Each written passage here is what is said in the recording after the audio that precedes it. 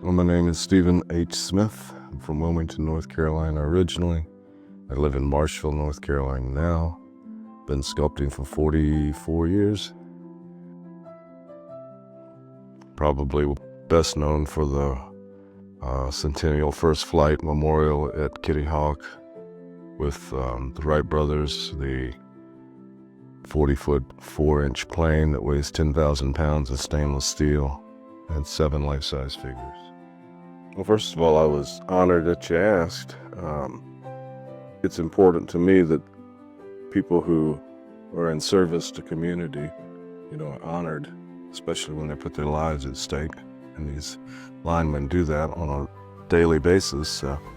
And because of that, I wanted it to be something that was dynamic in composition. So we chose a pose that was extended out, one that would give that feeling of risk. I also have in my own family 2 godchildren that are linemen down in Georgia, and 2 second cousins, one in Mars Hill area and the other near Fayetteville, that are doing this for a living. So hats off to them.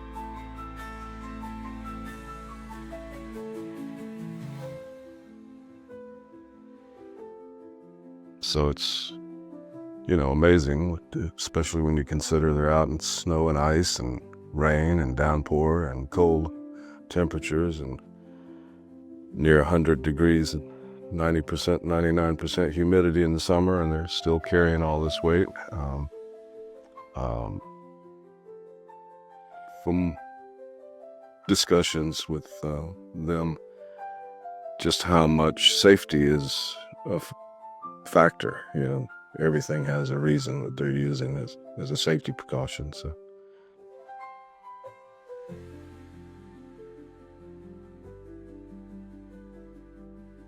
I think the only thing that I hope they'll see is just the risk, the cantilever in their body projecting out, extending out. The fact that these men and women are putting their lives at risk every time they do these things. And have to be here long after I'm gone, you're gone, next generations. It's not a temporary material. We work in clay, which is a temporary material as a point of origin, and then pull a mold off of and go through the lost wax process to create the rods. To try to put a dynamic energy into the sculpture, some of it is compositional, but it's also in each little part of it. For instance, the way that one of the hands holds the shock pole. One of them is gripping it. The other one is gently just supporting it. If you look closely, you'll see that in the sculpture. So it's that kind of paradox of intensity and relaxed energy that creates that feel that enlivens it. I hope, at least hopefully people will see that. You put the energy of what's there, and then you add your own to it. So if I want something to be more pronounced in a stressful, dynamic way, then I push that a little bit. So we had to make sure that all of those things were technically accurate, but also pushing the limits a little bit more.